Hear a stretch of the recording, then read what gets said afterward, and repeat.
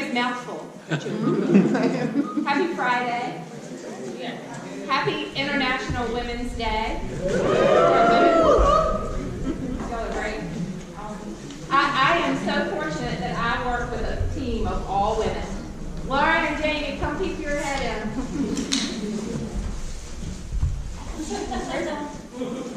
Happy International Women's Day. It's fun to work with all women. We're great. We get stuff done. We have fun. We're organized. We have some fabulous board members that are here. They are not all women. If you're a board member of the Morrisville Chamber or the Morrisville Innovation Foundation, would you please stand? Thank you, guys. Thank you for your leadership. We appreciate it. We have some town of Morrisville elected officials with us today. I know our mayor is here, Councilman Rao, Councilman Johnson. Am I missing you? Liz. I got Liz. Thank you all for being here. You're part of our economic development strategy. Good effort. Let's see. We are, for those of you that maybe aren't in Morrisville a lot, every time you come, I think you'll probably see something different. It's growing. It's really just growing by leaps and bounds. So we're really excited today to be able to talk about the growth that is happening at the state level, at the regional level, and then what really is happening in Research Triangle Park specifically that has a positive impact to Morrisville. Proximity is everything. We're fortunate that our proximity to the airport, our proximity to the major highways, there's all of those things that have created what we think is a really great quality of place. And our proximity to RTP is part of that. So we're excited to hear a little bit more about what's coming, what some of the challenges may be, and what some of the opportunities that you all see facing our area. I would be remiss if I didn't give a shameless plug to join the chamber. We would love for you to join us. We are growing. We're cranking out some pretty great content. We are working really hard to help our businesses connect with each other and then also with organizations and resources that maybe are outside of the chamber realm. That's part of our job too. So we'd love to talk to you about involvement in the chamber and how you can help, how the chamber really can help you grow your business. So if you have an interest, let me know. And then lastly, I'm going to introduce Steve Rouse. He's going to take it upon himself to moderate our discussion later today, but also introduce our speakers. And Steve's a huge champion of economic development. He's a big supporter of the chamber. And he's just one of those folks that is always out and about talking about Morrisville, and that's a really great thing. So. Thank you, Sarah.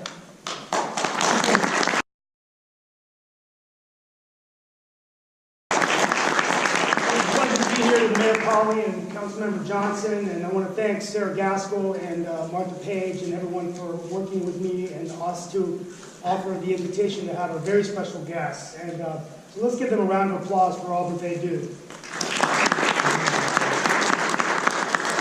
And happy International Women's Day to everyone. To my wife and daughter who aren't here, hopefully they'll hear it on the Facebook feeds. And I forgot to wish them this morning, so but we thank women for everything they do. So this is a really exciting day for us to have with us three very special guests.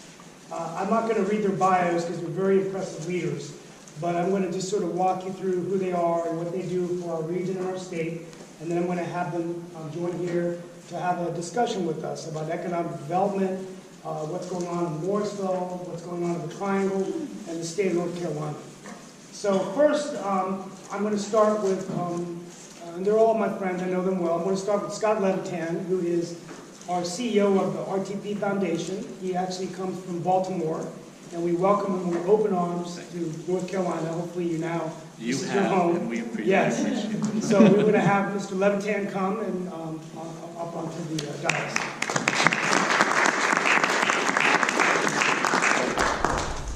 Secondly, we're going to have Ryan Combs. I wore my NC State lapel pin today. I got my hat in the car, but I didn't want to wear a hat today.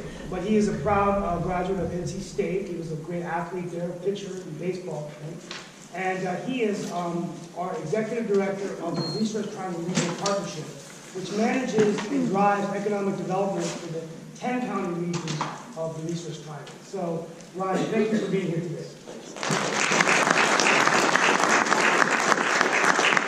And last but certainly not least, Chris Chung, who is the CEO of our Economic Development Partnership of North Carolina, better known as EDPNC. And it is Chris Chung and his team that are responsible, working with our governor and our Secretary of Commerce, Tony Copeland, to sell the state of North Carolina, to bring in companies and grow jobs and great opportunities. And so we're really glad. He's a very, very busy man. And for you to take time to come out here today, we're very appreciative. So please come on out. Thank you. And I know if you have time today, we'd like you to stay in Morrisville, take a day off, go to a movie, watch some. But we need the revenue, everybody. Everyone stay in Morrisville for a few hours, okay? See, I'm already helping you grow. So please begin your comments, and then I'm going to moderate. Thank you.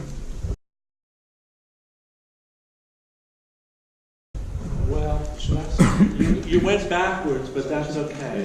So thank you, Steve, for inviting us. I actually brought some slides because I'm a dirt guy and we build things, and I thought maybe you'd like to be able to see those. Do you all mind if I do that? Absolutely. Okay. So, Martha. She's going to drive for us. Are you going to drive it? Oh, great. Thanks, Martha. So, thank you all for having me here. I love coming into this room. I've spent a couple of nights with Morrisville City Council, Town Council, and the thing that my favorite part of a Morrisville Town Council meeting is when you bring your new town employees in and you introduce them before the council and to the folks who are in the audience. I just think that is a tremendous thing that you all do. So when I'm mayor one day and I'm running a town or a city, I will definitely add that to the agenda. So I just wanted to run through a few of the things that we're doing at the park. Everybody knows where it is. And so I don't really need this slide, Martha. But I did want to talk about some of the development that's coming up. And we have a rule at RTP. Deliver what you promise. And so the things I'm showing you today are things that actually are in the entitlement stage, funding is in place, developers are teed up and have signed purchase and sale agreements. So these are real projects that you're going to be seeing happening between now and 2023. So the first clearly is Park Center. It will soon be renamed, but because it's a wish rather than a promise right now, I'm not going to unveil what we're going to be calling Park Center. But it's half of that red site. It's about 40 acres. It will have retail, 450 units of residential. Both of those purchase and sale agreements with Willard and MAA are executed. We should be moving dirt on that project by the end of this year. It's supported by the site development is really interesting. If you maybe go back to the slide that was before. So you can see on the lower right-hand corner, we're converting something called Burden's Creek, which is currently a stormwater riprap. You could call it a stream, but it's not. Open storm sewer that runs through the site. We're actually converting it to an amenity. The total site development for this site is about $92 million, and that is supported by a $20 million infrastructure grant that was just reconfirmed by the Durham commissioners. We're very grateful for that. $10 million that we're actually raising from our self-taxing district, from all the property owners within RTP who want this project so badly, they actually voted to tax themselves for it. And the rest of it will come from land sales that the foundation will accrue selling these sites to people. And for all of those of you developers in the room, this is not a project you want to steal from me, because at the end of the day, we sell all the land and we're still probably going to have to kick about $6 million into the project. But that's how important getting Park Center done is to not only the foundation, but to the region. So it's about 1 million square feet of office space, which we're going to be actually marketing over the next couple of months. A hotel in the middle, 450 units of housing in the first phase, 150,000 square feet of retail, and a subsequent about 400 units of housing and another hotel. Hopefully a convergence center that we can convince the universities to come together and really make a welcome mat for the region in RTP. And you can see all of that infrastructure that happens. It's a active stormwater management, but activity space within the project, and we're actually going for a state grant to help pay for that as a demonstration project for how stormwater management can really be an amenity for the community. What's equally exciting as Park Center is sort of an accidental project we're doing. Does everybody know about the Frontier? Okay, so 750,000 square feet of really crappy IBM buildings that IBM no longer occupies. And then not only did we inherit those buildings after the termination of a ground lease, but we let them sit there for 4 or 5 years and get even worse. So the HVAC didn't work, all of that kind of stuff. Well, the team before I got on the ground really did the hard work. You know, I just sit at my desk all day and eat chocolate. That's my job. But they took one of the buildings, they took 20,000 square feet on the ground floor, and they said, we don't even know if entrepreneurial people would be interested in coming to RTP, but we're going to make some free co-working space. And sure enough, it took off. People started leasing the old 10 by 10 cubicles, IBM cubicles on the upstairs. And when I got here, we were at an inflection point. Should we actually start to invest money in the other vacant buildings and see if, as companies grew, if they wanted to take that space? So we and the board decided to do that.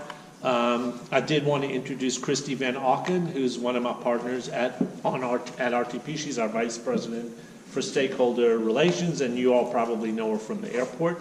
But we decided to make that investment. So the really cool thing of the magic of this business deal, if you will, is that we tore one building down. It was just not sustainable. But we were left with about 500,000 square feet of space that had no basis on the buildings, $10 a square foot. We are investing in tenant improvements, site improvements, and a tremendous programming effort that includes RTP 180. We have a beer on Thursday nights, and really trying to build community there. In the 18 months that I've been here, we've leased 70% of that 500,000 square feet, which is really tremendous. And a lot of folks, you know, said, Scott, you really ought to be careful. You don't want to be competing with people, with for-profit developers who are in the market. So I went to talk to some.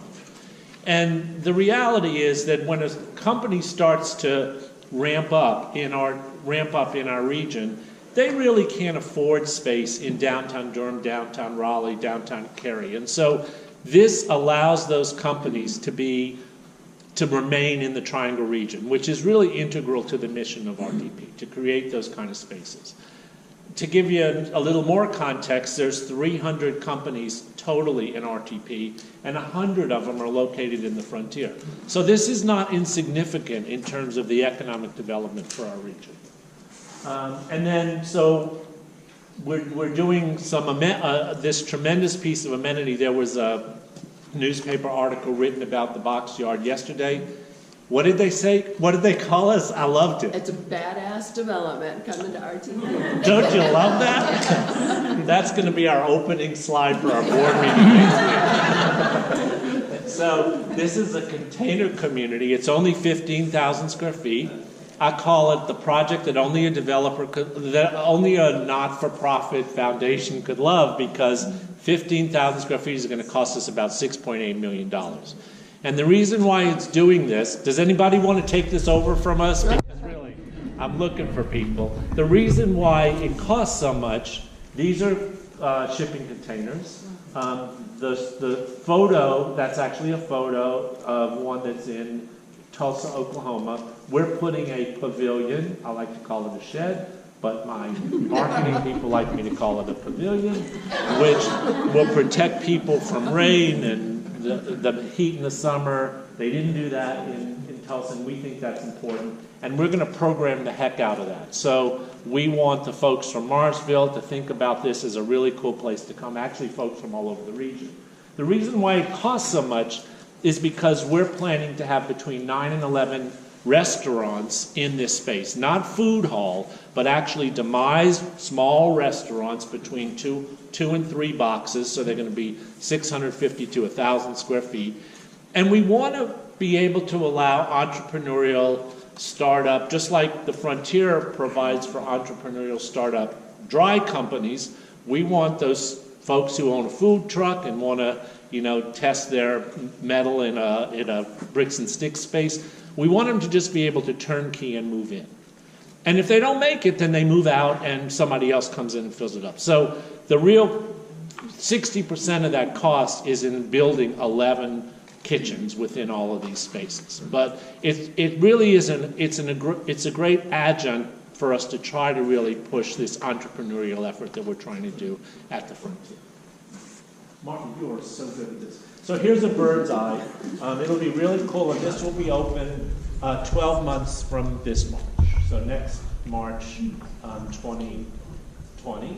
And what we're trying to do, working in partnership with Go Triangle, once the box yard opens, it will be the first time really that anybody's really needed to move around RTP intra-park. Because companies weren't set up to sort of need to communicate between each other. So we are, as you know, Go Triangle has made a number of different efforts to get intra-park transit going. Their ridership on the latest iteration was about 110 people per day. At the cost of the program, we probably could have just bought those 110 people cars and let them, do it. So we think we're going to experiment with this in a 2-phase approach. We want to buy a sort of turnkey electric cab kind of service that can go around the park. It'll have an app. There's one called Electric Cab Company of North America, and it goes on loops around the park. It costs much less than what they're paying now, that Go Triangle is paying now, and we want to use that as an interim intra-park transportation system so that we can learn about what works, what doesn't work, use it to experiment. In 2028, when that commuter rail shows up at the Triangle Metro Center, we want to have, maybe it's intelligent vehicles or automated vehicles. We want to sort of use the next 10 years to find out what works for the park, so then we can spend real money to do an intra-park circulation when the commuter rail gets here, because that will be a real impetus for intra-park communication. So Go Triangle's looking at a partnership with Uber. We're looking at a partnership with Electric Cab Company, and by next March, we'll sort of figure out who the best, most efficient provider is, and hopefully we'll have that go. I did want to mention that we're not just all about dirt and sticks and bricks. We're in our 4th year of our STEM in the Park program. It's run by really a tremendous person, Sarah Windsor, Dr. Sarah Windsor, who has blessed us really with her commitment to and being on the staff of RTF. We're now up to about 350 kids per session, and we have 3 sessions per year. This is a photo at our STEMI Awards program. And our goal for STEM in the Park going forward is to find partners within the region that we can partner with so that this one-time exposure of kids to STEM on their day to the park can have more embedded impact on their educational program going forward. So you will be hearing some news about some of the partners that we're working with in very short time, maybe next week.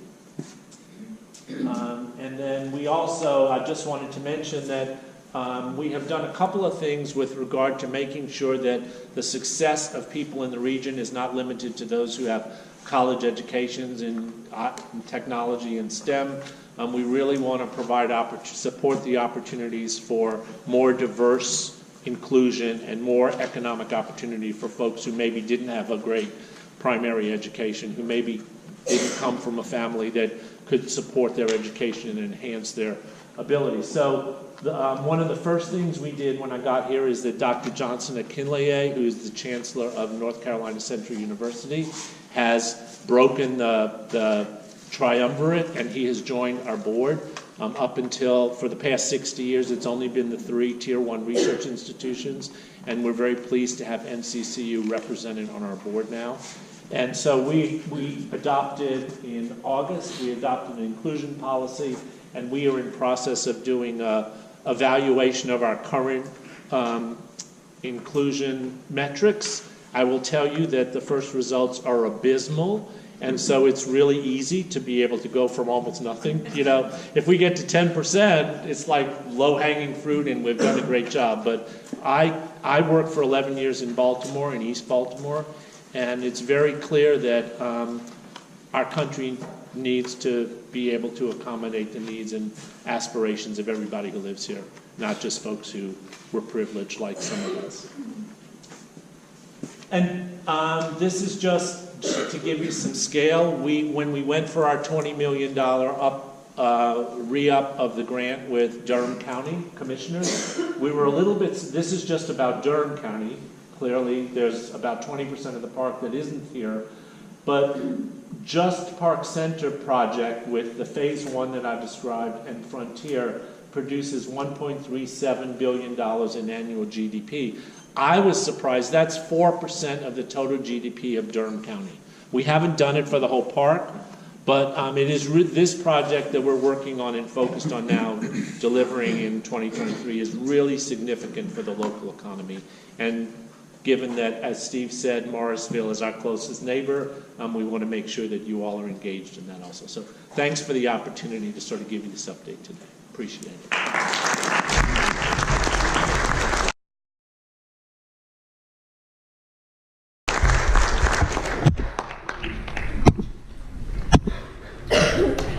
Well, I'm Ryan Combs. I am the Executive Director of the Research Triangle Regional Partnership, and I'm thrilled to be here today. I'll give you all a little bit of background about our organization, but first I wanted to echo what Sarah said earlier. I also can claim that I work with all women in my office too. It's funny, I think about that old movie, that Tom Hanks movie, Charlie Wilson's War, where he's a congressman, and I think that he goes in his office, it's nothing but women. But I love going to work every day. Anyway, I do want to introduce Greg Winkler, who serves on my board, is with Wells Fargo. We couldn't do what we do without our corporate partners, so great to see you here today too. So I've been in my role for about 2 years now at the RTRP, and for those that don't know what we do, so I'll give you a quick story. The way the regional partnerships were developed was and I can't even remember, I'm thinking 25, 30 years that I've heard this story is, so when a client would fly into town, the Raleigh Chamber, Wake County Economic Development would drive them around Wake County, and they literally would take them to the Durham County line and drop them off, and the Durham County economic developers would pick them up and take them around Durham County. And our business community got together and said, this is not the way to do business. We are a region. This is how we thrive as a region. We need a regional group. So they started the Raleigh-Durham Alliance that grew into Chapel Hill, then became involved. And it ballooned into what we now have as 10 counties. It's been as big as 15. We're at 10 now. We're trying to get some counties back in the fold. But Scott got here.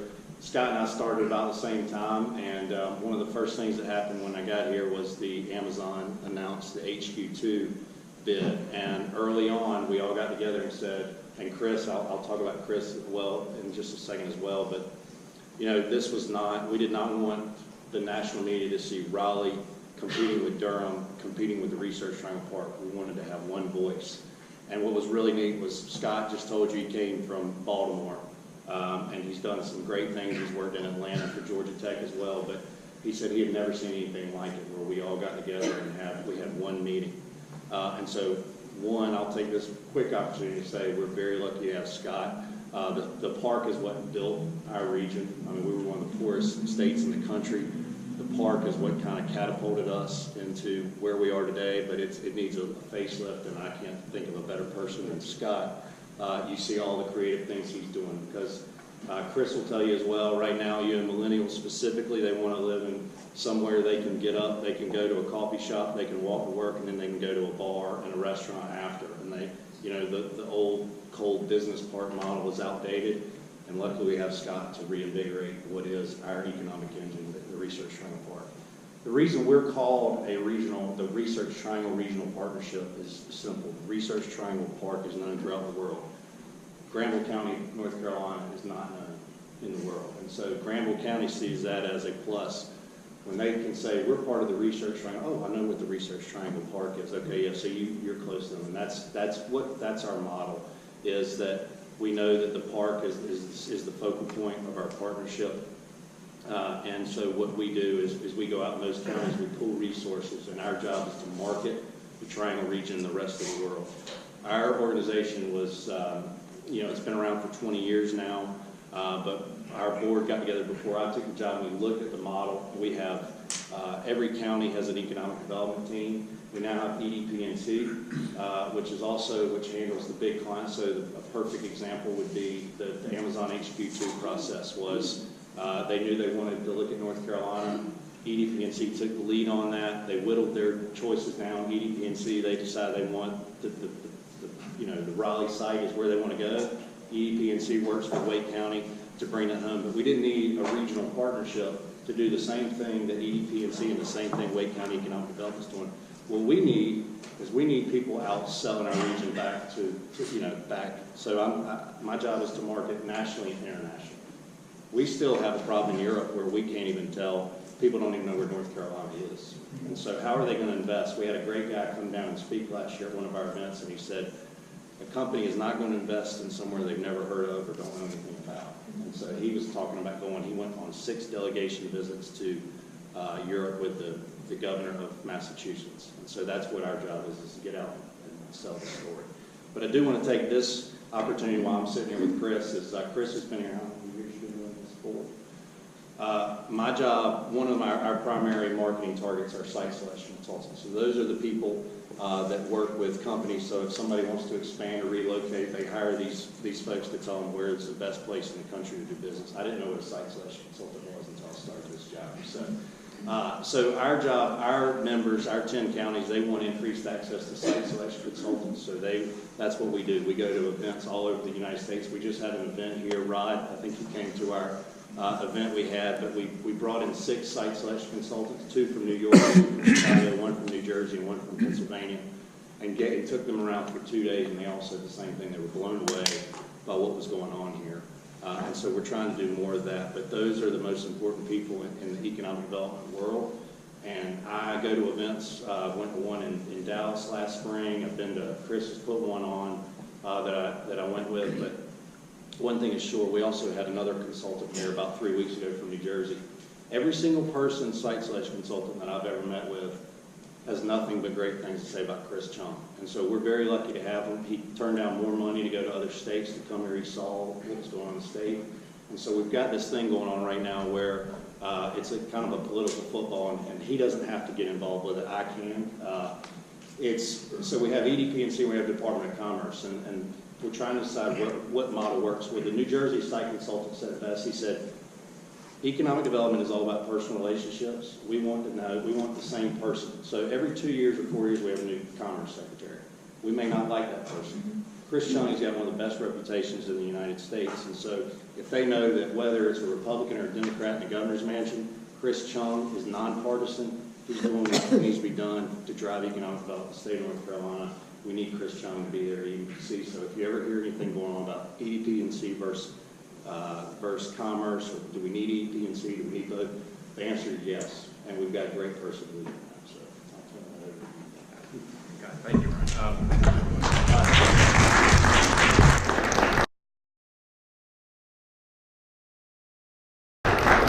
So again, I want to be conscious of the time because these things are always more enjoyable when it's an opportunity to answer the questions that you all have top of mind. I'll just give a little quick background about the organization that I'm here representing today, and that is the Economic Development Partnership in North Carolina. We are relatively new. I've been in my role for about 4 years now. The organization itself isn't much older than that, maybe 4.5 years since we opened our doors in fall of 2014. It was created as a public-private nonprofit organization that assumed a lot of the economic development roles that previously were housed within a state agency, the Department of Commerce. Department of Commerce is still there, plays an incredibly important role. The Secretary and his team are responsible for key issues like workforce development, rural economic development policy, and of course, managing that toolbox of incentives at the state level that are so critical to helping attract companies here or help existing companies to grow. What we have been handling for the past 4.5 years is more in that vein of selling and marketing North Carolina. either as a business location or really as a tourism destination. We have both of those functions within our organization. Real quickly, the things that we are responsible for at the EDPNC, what we probably get the most publicity for in the news is our work around business recruitment. So we work regularly, both of the organizations up here, both of the individuals here, on that effort to attract employers here to North Carolina that do not have operations here today. And Amazon HQ2 would be a prime example of that kind of pursuit, where it really does take a strong team effort involving a lot of different groups, of which we're lucky to be one of those folks. But business recruitment is not the only way that economic development gets done in a large, diverse state like North Carolina. So some of the other strategies that we utilize for economic development include working with existing employers on helping them solve problems that may be limiting their future growth. A lot of our time is spent calling on companies all over North Carolina, sitting down from them saying, what are the issues that are preventing you from expanding further here in the state? And predictably, workforce is one of the biggest challenges that we've been hearing for the better part of the past few years. We also focus on international trade assistance. That's helping a lot of our North Carolina manufacturers to find global markets for the products that they make. And the reason we do that, the reason we would help a company enter Europe or the Middle East or South America or Asia to develop new customers, is that we know if any of them are successful as a result of that effort, those new customers, that new sales revenue, that's going to come largely back here to North Carolina to those manufacturers, and enough new revenue, enough new customers, and hopefully those manufacturers are in position to expand even further here in North Carolina. That's why states get into that mix. We do some work around small business startup counseling. And then last, but certainly not least, in a state like North Carolina, we're responsible for promoting the state for tourism. We primarily focus on leisure travelers. You've got the convention and visitors bureaus pretty much in every large market, and many small markets here in North Carolina. They focus oftentimes on business travelers, so hosting conventions and conferences. Denny Edwards with the Raleigh CVB does a really great job with that. So do the folks in Charlotte, Greensboro, etc. We focus on leisure travelers. So if you're an individual or you're a family, you're planning your next vacation, we want you to spend that vacation on our mountains, on our coasts, playing golf, anything in between, right? Because when people come here as tourists, they're spending their time. More importantly, they are spending their money here in North Carolina, and they are leaving that economic impact behind. So whatever we do across these 5 functions, whether it's recruiting companies, whether it's promoting North Carolina exports, whether it is marketing North Carolina as a tourism destination, we are in the business of selling and marketing North Carolina. That's the product that we're responsible for getting out there. We're very fortunate. We have a fantastic product, but a fantastic product is only half the equation. All of you who are in business, you know that. You can have the best product in the world. If none of your customers know about it, you're not going to get very far. Similarly, you could have the biggest marketing budget in the world. If you have a lousy product, you're also not going to get very far. We don't have the problem of an inferior product. In fact, across all of these things I talked about, tourism, business location, we have an excellent product. Now what we have to do is smart, strategic marketing of that product to our targeted audiences, recognizing that we don't have infinite resources to spend on this. We get about $20 million or so a year between a contract with the state and then private investors who contribute to our efforts, Wells Fargo being one of those investors who makes our work possible as well. That $20 million doesn't go very far at the end of the day, especially when you're trying to reach tens of millions of potential tourists and several hundred potential companies who might at any given time be thinking about where their next growth is going to happen. So again, being strategic, being intentional, and being very targeted in how we get that marketing message out there to our desired audiences, that's always the challenge that we're going to be trying to solve in as effective way as possible. So recognizing that we budget about 30 minutes of today's agenda more for the moderated Q&A, I hope that just sets the table for a broader conversation involving all 3 groups. But again, I appreciate the chance to be with you all today. Thank you,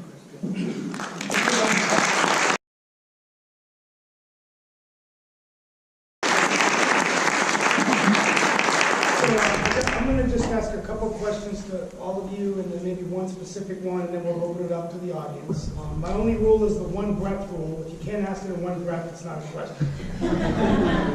So the first question I have is, for each of you, is what is the biggest challenge and opportunity facing our region right now? And in your roles, how does this impact your ability to recruit companies? So Chris, we'll start with you. Biggest opportunity, biggest, the one Brett will go in the fight. No, of course. Of course not. The opportunity is very clear. I mean, this is one of the fastest growing, most dynamic markets in the country. I mean, what was it? I think Raleigh region just got, some third party was the best place to live in the world, third best place to live in the world. And I was telling a client yesterday, since no one's proved alien life, we may as well say third best place to live in the universe, or at least but the region scores extremely well on both subjective perceptions as well as objective criteria that are used to arrive at these rankings. It will continue to be on just about every list that any company puts together when they're thinking about where their next growth is going to happen. And then, of course, you've already got a ton of dynamic companies already calling this region home that will continue to grow here because of its attractive business climate. So clearly, that's the opportunity for the region, is to continue growing this place at a much faster pace population and economically than what most markets around the U.S. Have the capability to do. That's also the flip side of the biggest challenge, too, is how do we manage the growth that's going to come from the kind of population increases that we're seeing. I mean, I don't know the statistics for Morrisville, but I know Cary was as small as 7,000 people 30 years ago. Now what are they, pushing 200,000? I mean, that's phenomenal growth. The region as a whole adds, what, 120 people, give or take, move into the general region known as the Triangle market. Again, a lot of those people are moving from elsewhere in North Carolina, but a lot of them are coming here from other states, other countries even. That puts a strain on schools, puts a strain on transportation byways, puts a strain on social services, all those sorts of things. So how do you stay ahead of that? It's a good problem to have, but it's a problem nonetheless. So that's how I would approach that question. I'd say strengths. I love to tell the story about Mahdi Energy Drink. Mahdi Energy Drink was a concept that a female student at Duke University came up with in her head. She went to the American Underground. They helped her find VC money. She built her company. She now has a 30,000 square foot manufacturing facility in Johnston County. And so what I love to tell people is from conception to incubation to commercialization, we can do everything you want to do in this area. We've got everything you need to succeed right here. I want to make sure that I highlight for everybody today the importance of our airport. It's one of the most important factors in economic development is our airport. We had, until the hurricane, we had 54 consecutive months of growth. We had 2017, 11.4 million people went through the airport. In 2018, 12.8 million people. We've got, let's see, 10 carriers right now, so that keeps our prices lower than, so if you look at Charlotte, 92% of the planes that fly out of Charlotte are American Airlines planes. 30% of our market share is Delta. That's the biggest market share we have here. We need $350 million for a new airstrip out there. The federal government's going to give us about 6 of that. We're getting our tax dollars, and this is, I worked for U.S. Senator for 8 years. I'm tired of seeing how much money we put in the state of North Carolina gives the federal government what we get back. We're getting 5 cents for every dollar that we pay in taxes back to North Carolina. They don't want to pay for it. The legislature luckily has started to pay money for it, but we don't keep up with the growth at the airport, we're going to be left behind. Yeah, and I would echo that too. I mean, I moved here 18 months ago, so clearly I believe in North Carolina. This is really the capstone of a bunch of jobs I've had in my life. And I wasn't fired from any of them, by the way. But I don't want us to drink our own Kool-Aid. You know, I think when you think about, as I mentioned before, opportunity disparity, regional mobility, it's now or never. And, you know, what amazing citizens of Wake, Orange, and Durham County to go ahead and vote a sales tax to support regional mobility. That doesn't happen anywhere else, I promise you. But just, Ryan, I think you were there. We had an inner-city visit in Seattle last year, and they just passed a $54 billion bond issue to enhance their public transportation for the whole peninsula. And you know what their goal is for 2035? It's to make sure that traffic isn't any worse in 2035 than it is today. $54 billion to do that. So, you know, we have tremendous challenges. We have tremendous boost tourism in our community, and people are putting their money where their mouths are, but we got to get these jobs done. And our education system, our transportation system, those really need focus, and they need focus. Thank you. Before I get to the next question, I do want to recognize our colleague, Councilman Caramel, that came a little late. Thank you for being here. He's in the back. The second question, just two more, and then we're going to open up the audience. We have there's a lot of fierce global competition for business. We've got, I know all of you travel a lot around the world. We've got offices in China, Europe. Chris, we just opened up an office in India, so if you could address that, and if each of you could give a perspective of just our international, what does it take to draw international companies and investment and foreign direct investment into North Carolina? Sure. I'll start here. I mean, everything that we do, of course, has both a domestic and international component. Again, I've talked about those 5 functions that we handle. When it's business recruitment, we look at our pipeline of projects that we're working on, again, oftentimes in concert with partners like Scott and Ryan. About a third of those deals at any given time right now are involving foreign-owned companies. So 1 out of every 3 projects we're competing to recruit here is an international project. And those foreign offices that we have in India, Korea, Japan, China, and Germany covering Europe, those are critical for us, not just to identify companies in those markets who might be moving to the U.S., but also to help continue that relationship that we have with companies that we're already in conversations with around the globe. International trade assistance. When we help North Carolina companies export more around the world, we also have a network of offices there that are specifically there to assist our companies as they go outbound trying to find new customers and new sales. And even on the tourism front, a lot of our visitors, about 50 million a year, are coming from elsewhere within the United States here in North Carolina. But our fastest growing segments are international visitors. Specifically, China and India are the 2 fastest subsectors of our international visitor population, which numbers about 2 million a year right now spending time in North Carolina. So right now we've got offices in Canada, the UK, and Germany, which have been historically strong markets for us to attract tourism visitation from. I wouldn't be surprised if down the road it makes sense for us to have something in Asia, given that that's one of the fastest growing sources. So everything we do when it comes to economic development is we have to think globally, because our customers, be it on the recruitment side, the tourism side, these are international audiences as well. Great segment. So in 2010, foreign direct investment in the United States was $2.2 trillion. In 2016, it was $3.7 trillion. So it's going up. And like what he said, he used to see 1 in 4, 1 in 5 projects. Now it's 1 in 3. So what we're trying to do from the RTRP standpoint is we're trying to complement exactly what Chris is doing. He just told you they're in traditional markets. We're looking at new markets and emerging markets. And so when you look at that statistic, the 3.7 trillion, where did that come from? 70% of that money came from Europe.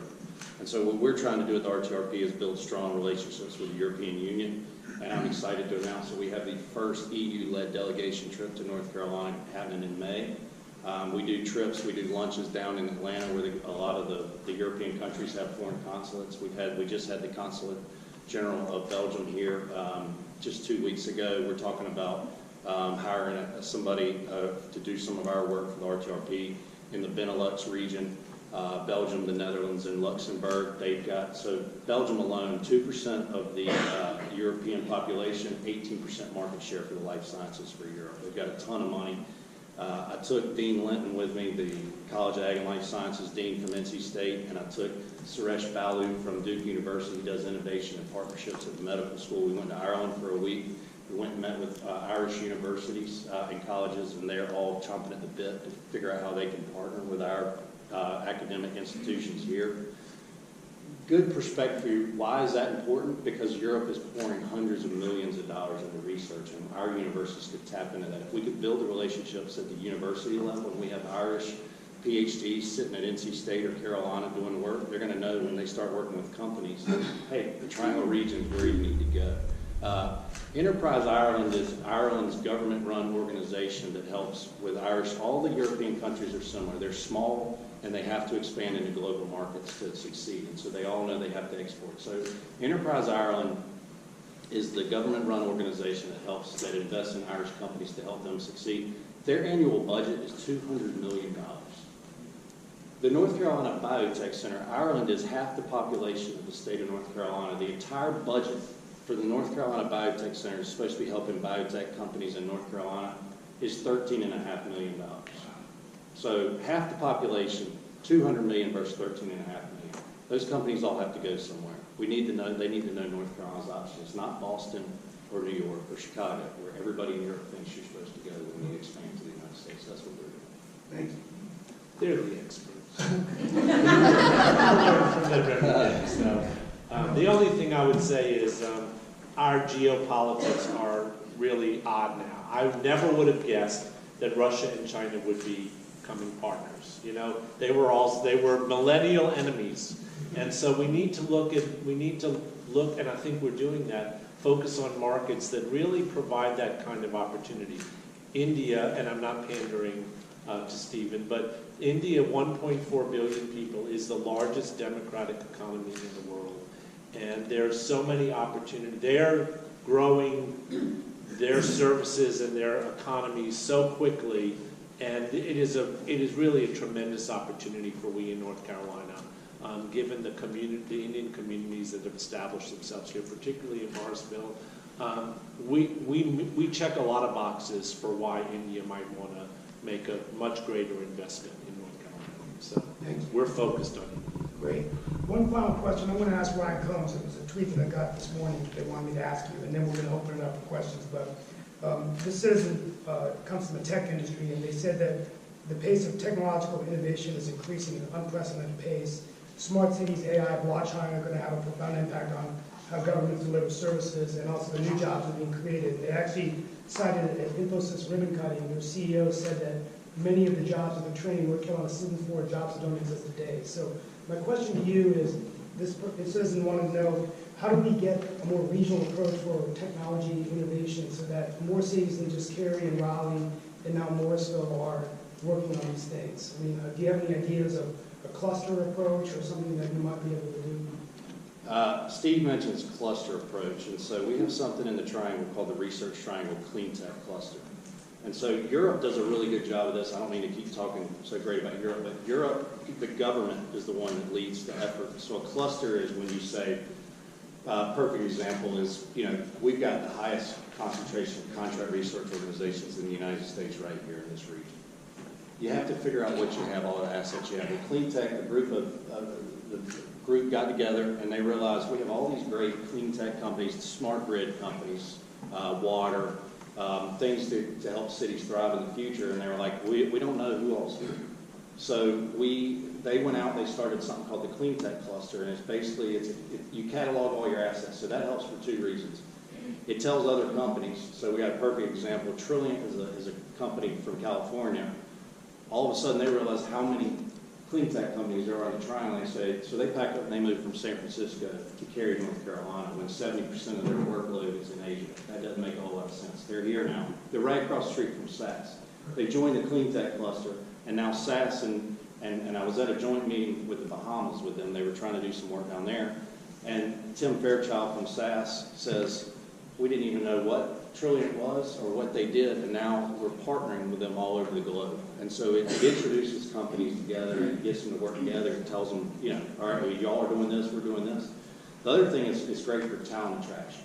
So if you're an employee and you're working at ABB, you know that you've got 19, 20 other companies that are within a 10-mile radius that you can go work for. You don't have to move to somewhere in middle America, and that's it. That's the only game in town. You move your wife, your children, and everybody, and then that company, something happens to it. So clusters are good for that. We're actually trying to build something right now called the Ag Tech Cluster to do similar. We've got over 300 agriculture technology companies in this region, and we need to be promoting. That's what Chris and I were talking before. We need to compete with St. Louis and Kansas City for all these ag tech. Where NC State's getting ready to build a $100 million plant science building that we think is going to catapult us into being the next ag tech hub. So I would say, similarly for tech, we need to do the same thing. People need to know what's going on here. We're the second fastest growing tech hub in the United States right now. We just don't know it. We had a meeting. One of the things we did was the U.S. Army was looking at creating something called Army Futures Command. And we all got together, we had a meeting, and we sat down, and the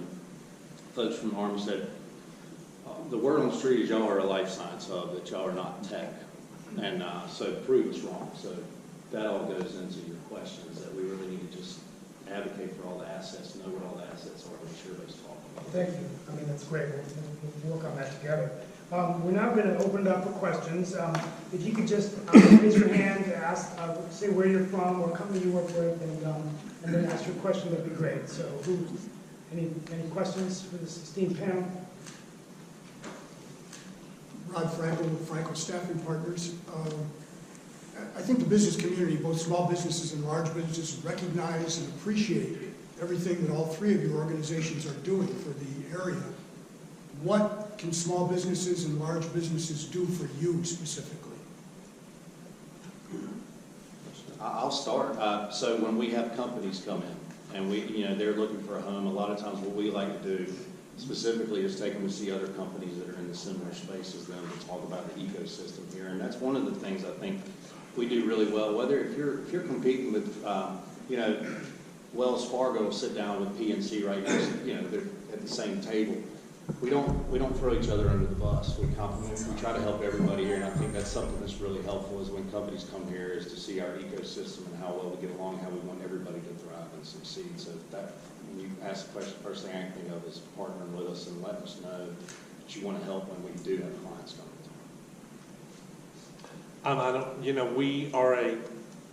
We have a lot of vendors working for us, and we're taking on $1.5 billion project. And so as I did my tours around information gathering when I landed here, it was very clear that there was a perception in the community that RTF had sort of forgotten where its roots were and what its foundation was in the community. And so part of our inclusion effort has really been to step back from traditional easy relationships that we've had with vendors, contractors, designers, and really be more competitive, be more open to what the regional economy already has. So partnered with our inclusion policy is a sense of working more closely with local vendors, consultants, to sort of build the capacity here in the region. At a state level for our organization, where businesses help us the most, of course, Ryan mentioned one aspect, which is when we're trying to convince other companies to be here, it's always best for us to sit them across the table from existing employers who can speak to what it's like to do business in North Carolina, what's the workforce like. That peer-to-peer testimony, there's no substitute for that. Look, Ryan and I, and to some extent Scott, we're all paid to say good things about the markets that we represent, right? I'm a paid spokesperson essentially for North Carolina, so clients are always going to discount that a little bit, but when they can sit across the room from an executive of a company who's been thriving here and hear why they've been so successful, again, there's no substitute for that kind of peer-to-peer. Of course, we benefit a lot from businesses who put their own dollars into our organization, as does Ryan, so that's another way to support. But I'd say everyone in this room, at the end of the day, whether you know it or not, you're essentially ambassadors for North Carolina. You're ambassadors for Morrisville, you're ambassadors for the Research Triangle region, and of course, you're ambassadors for the state. So all of you are in professional and social circles where you have the ability to take that ambassadorship seriously and use it to promote good things about the place that you call home and the place that you do business. So never underestimate the ability that you have personally to influence the perceptions of this town, of this region, and of this state within all of the circles in which you travel. That is something all of you can do, whether or not you own a business, run a business, you do that as individual people, again, whether or not you know it. And on the flip side, if you say negative things about this region or your state, that's also going to affect our collective ability to be successful convincing that next person to vacation here, or do business here, or start a business here. I do want to plug Wake County Economic Development. So they have an EDGE program. And so the way we're set up, the RTRP, we get 25% of whatever the EDGE funding is. That's all private sector dollars, and that's what funds Wake County Economic Development. So when you fund the EDGE program, you're funding the Research Triangle Regional Partnership. One of the things that we've been lucky to escape is what happened in Charlotte. So Charlotte had Charlotte Chamber, and they had the Charlotte Regional Partnership, which was Charlotte, USA. So on Monday, the president of the Charlotte Chamber would go to Greg and say, I need $10,000. And on Tuesday, the Charlotte Partnership would go to Greg and say, I need $10,000. And he goes, well, I just gave the Charlotte Chamber $10,000. What, So they they eliminated the Charlotte Regional Partnership and the Charlotte Chamber, and they built a new organization. They just named a new CEO this week, I believe. And so we do a really good job. I don't have to go out and shake trees trying to raise money. I know that Wake County knows that I'm not in Wake County running around asking Greg Winkler for money every day because he already contributes to the EDGE program. So when you fund one, you're funding both.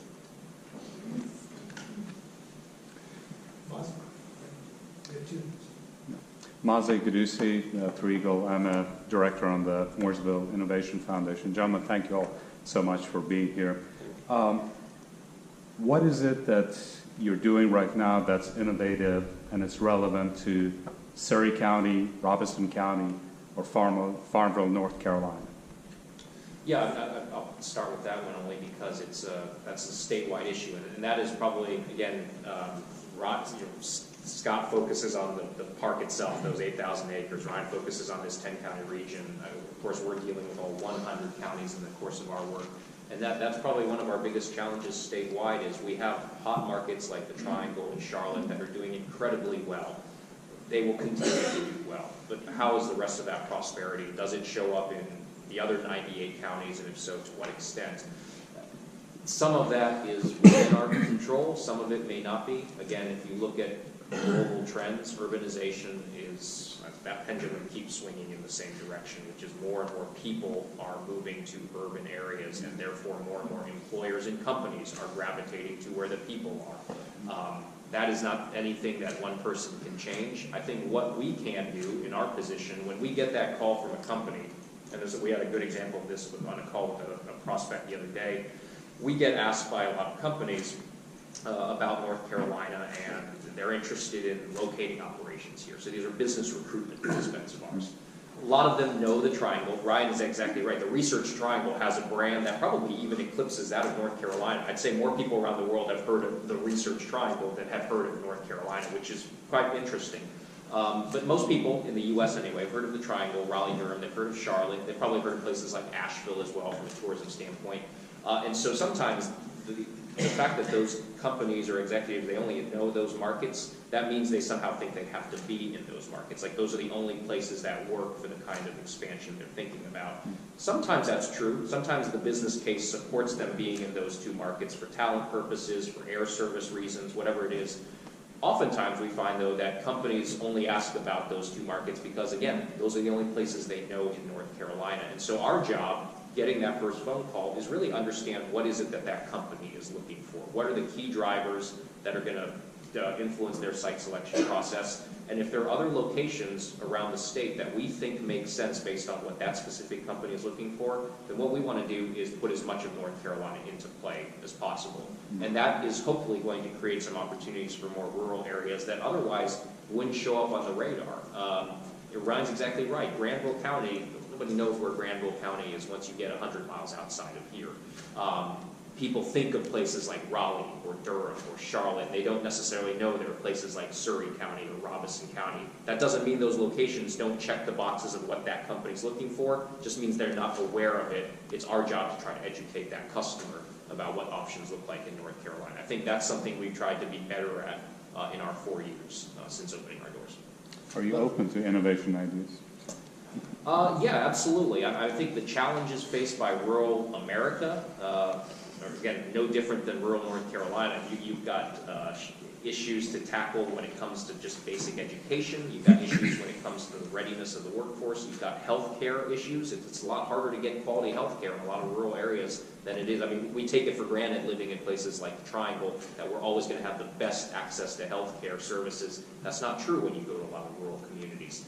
Leadership. A lot of rural areas have lost young people. Well, who's going to be that next generation that helps guide those communities through the challenges that they have to tackle?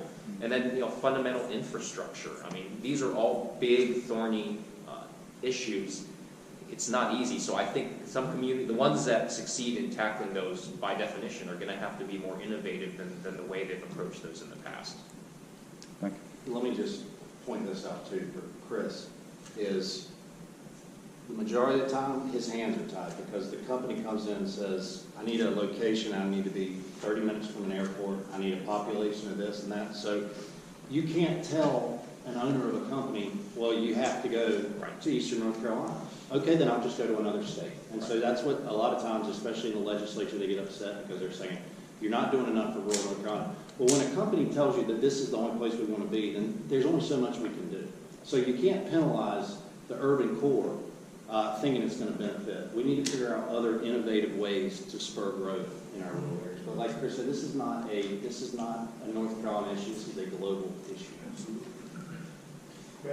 Yeah, just $1 million question. I know Craig McNamara with the Cure Group. How do we pay for it? I mean, we heard from all of you that there's a need for this with the airport or an effort here. Other than paying more taxes, like, what are we going to do to get the support together to make these things happen? I mean, that's the easy answer, but it seems like people are really afraid about something coming out of my pocketbook to fund something that I may never see. So, I think you got the wrong group. We're not the ones that have to deal with that. We're just telling you what the issues are. But I mean, obviously, we've got a lot of infrastructure needs, and it's not just the airports. What Scott's talking about. If it becomes this big congested area, everybody's going to start going somewhere else. People love coming here. But I mean, I'll be honest with you. When I take clients around, we have a rule in our office that we don't take anybody to the Research Triangle Park till after 9 o'clock in the morning. I'm not going to put somebody in a car and sit them at 8:15 on 40, and then we get them out by 3 o'clock. So that's how we avoid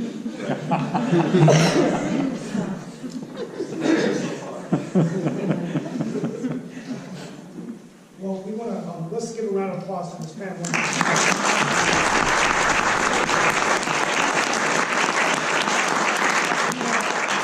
Sarah, I want to thank everyone for coming today, and to the one of the best cities to live in and work in North Carolina. I had to get that answer. And so thank you also to Sarah Gaskill, Lauren, Jamie, and the team at the Chamber who've done such a wonderful job of putting this event together. So thank you so much for all that you do.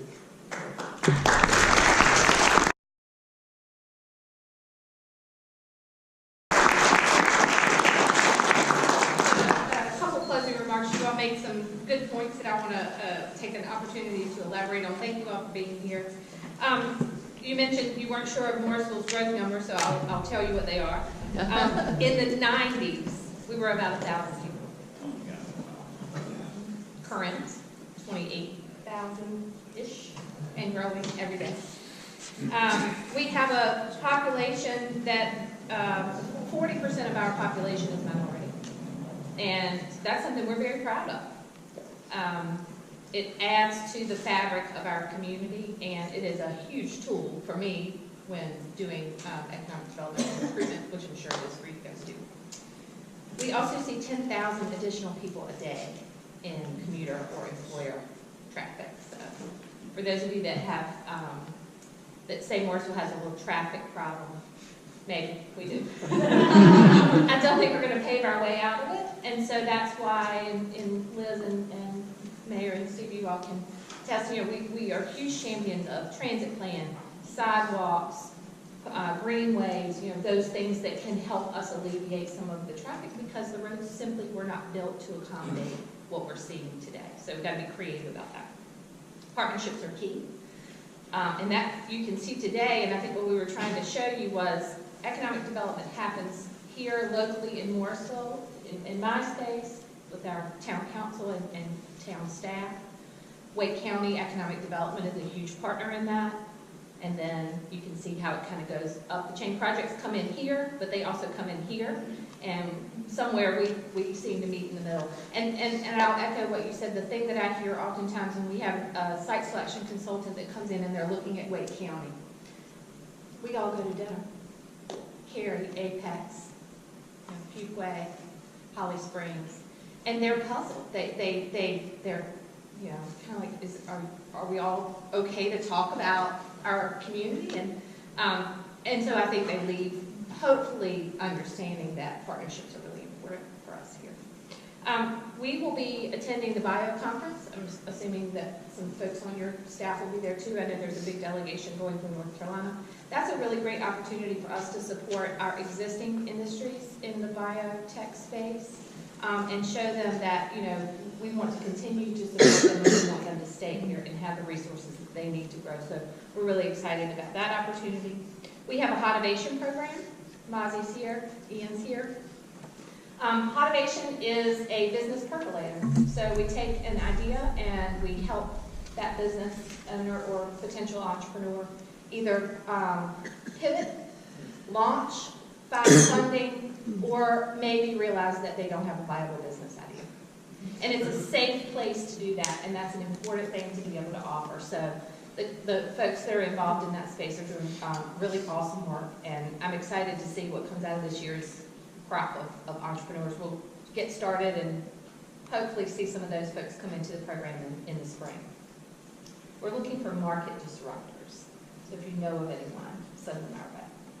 And then one of the questions that I always love is, how can small business participate in economic development efforts? Thanks, Rod, for that.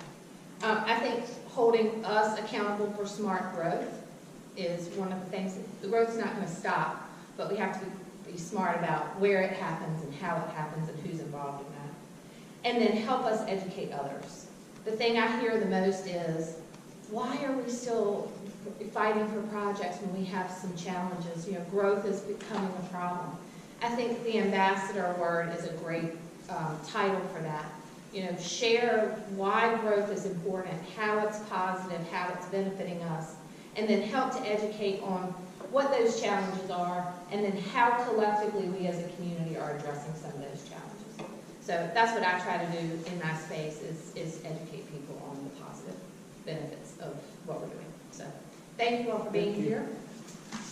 Thank you all for being here. Happy Friday, and we'll see you hopefully again soon. Thank you.